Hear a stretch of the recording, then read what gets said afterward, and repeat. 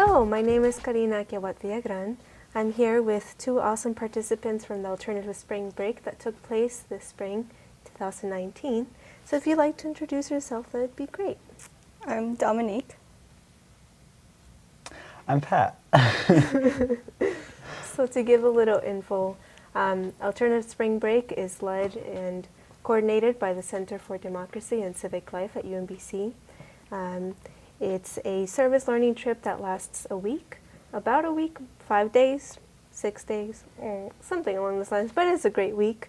And there are student leaders who coordinate trips to focus on different topics related to populations in Baltimore City, communities in Baltimore City.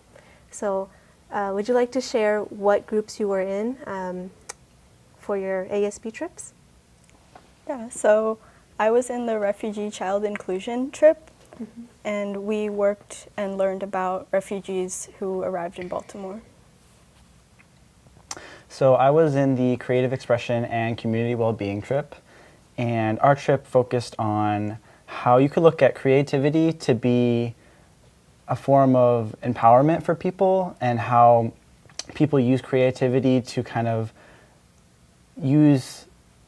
be the social change that they want to be in their society. Very cool. And I wanted to touch on a question that came to my mind when you said this was a service trip, because I think our trips were a little bit different than the typical service trip, right? When you think of service, you think of a very transactional thing, going into the community and, doing something for them, for the community members, and saying, okay, I did this is a transaction. But I think what we did was a little bit different. It was a little more relational. What would you say, Karina? I think it was a little bit of both. I led the ASB one for the same one as Dominique, and I tried to create experiences where we would do something for the community. So we organized workshops as a group to then present it to work with refugee children one-on-one. But there were definitely parts where we would sit back and learn from the people in the communities. So I think it was both. Throughout the whole time, though, I do feel like we were building relationships. And however, I do agree with you that service often is looked at as a transaction, and it's more of like, I can give you this. So it's like, for example, visiting organizations, we learn there, right? But I wanted to take it a step further by giving something in return, like doing something for the communities. Make sure that it's something that's mutually beneficial. But I think that's a really good point to hit on. How about yours? How did you see it? I think it was a struggle sometimes for the creative expression trip in finding those direct service opportunities, because creative expression is a very broad thing. And this was a alternative spring break experience where we had 5 trip topics, refugee children inclusion, decarceration, rehousing, as well as healthy relationships. But I feel like those things, there are organizations in the city specifically dedicated to working with populations. But creativity is a little bit more broad, if you think about it. It's more like a tool that you can use. And I think we saw that throughout the trips. We had a lot of conversations about, how specific creativity was used for example, healing. We had an experience with an organization called Wombwork. And basically what they did is they used stories of participants, very painful stories, very intimate stories, to kind of work on healing for that individual. But then they made that story into a theater production. And they then worked on that healing, but in terms of a community. So that was kind of one example of how we saw a very intimate thing, such as storytelling about pain, used as a form of community healing. So that was a cool example of how creative expression could impact the well-being of the community. Did you expect that going in to your experience, that you would have a difficult time with giving back to organizations or even finding organizations to begin with? Yes, I did. Yeah. I was really worried because, creative expression, it's just everyone has creativity. That's something that, we all face, or we all, not face, but we all have as part of our innate being. Even if you say, oh, I'm not a creative person, I think there are different ways that creativity comes out in the person. You know, that's why we all have different majors. That's why we all like different things.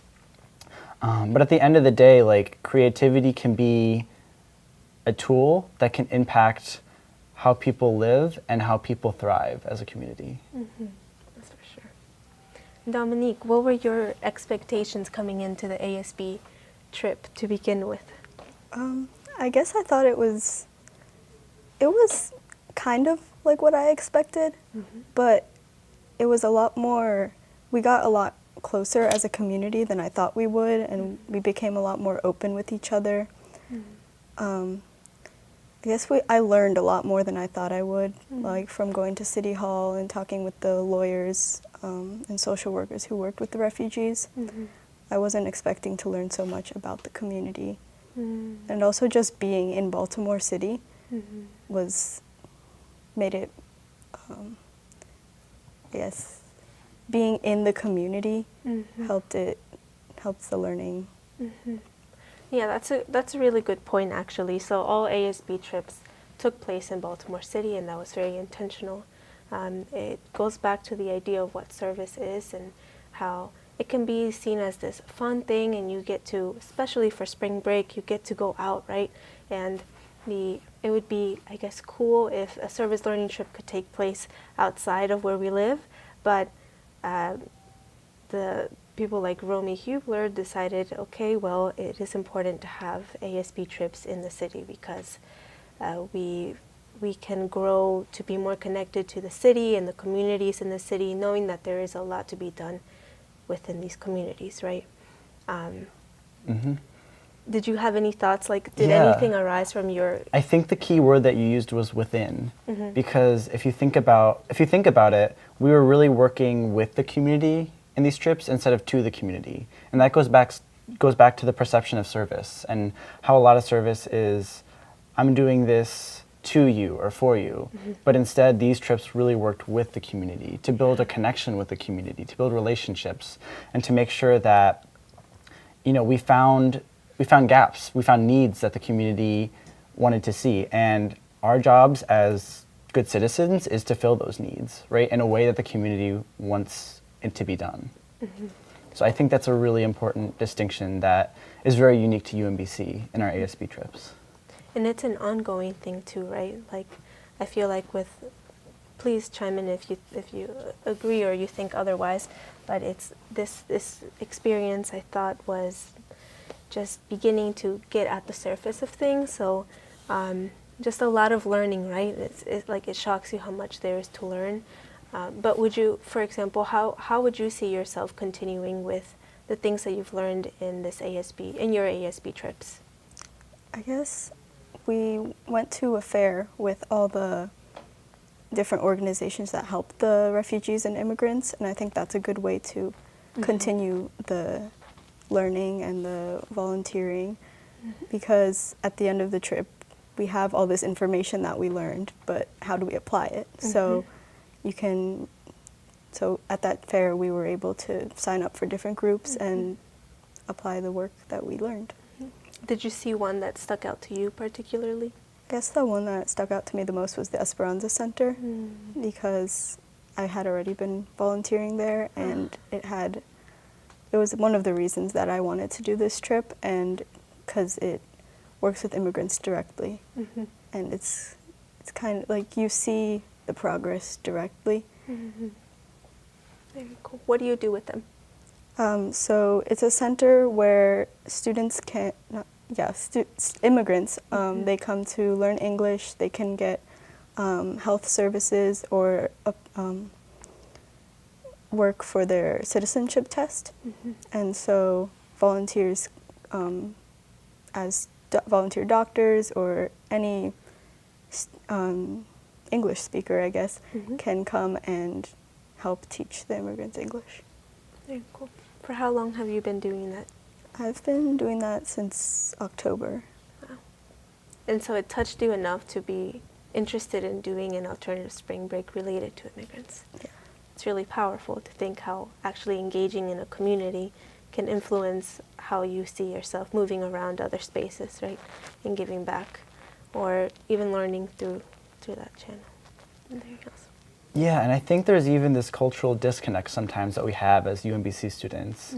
You know, Baltimore is right around the corner. It's just a couple miles away, but it feels almost like we're different worlds sometimes. Like I was immersed in this ASB experience, and I was able to really see that Baltimore is a really welcoming and loving place to everyone, right? But I feel like there's such a rich culture in Baltimore, but as UMBC students, we don't see that all the time.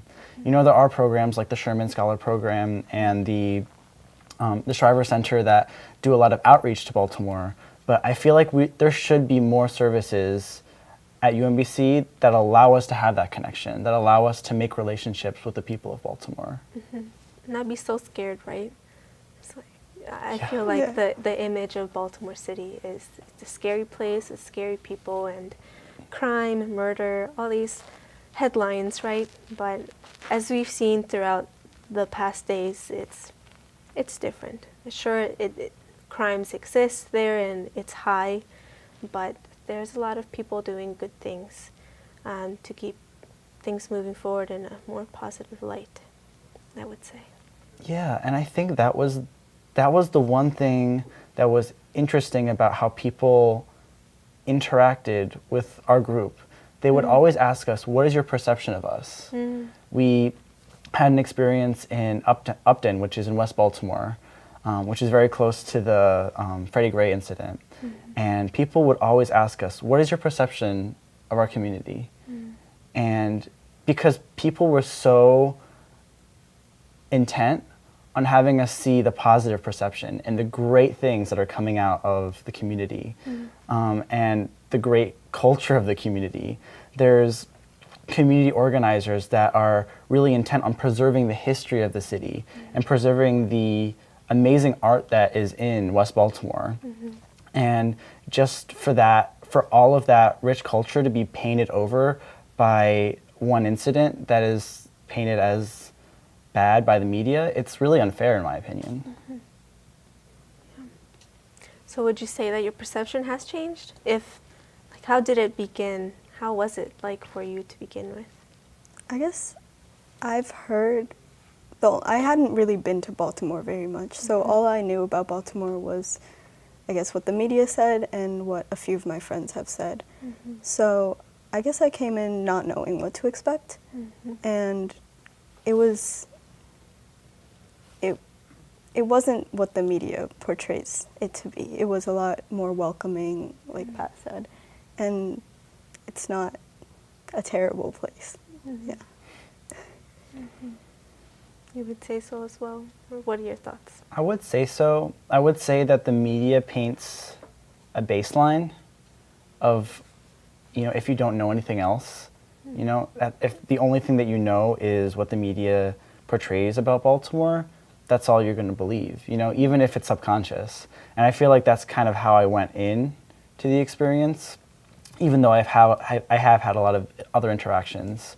But actually being able to talk to people and have relationships with people, on a larger scale over the course of a week, it has shown me that there is a different perception, and it shattered everything else that the media has shared with me about what Baltimore is.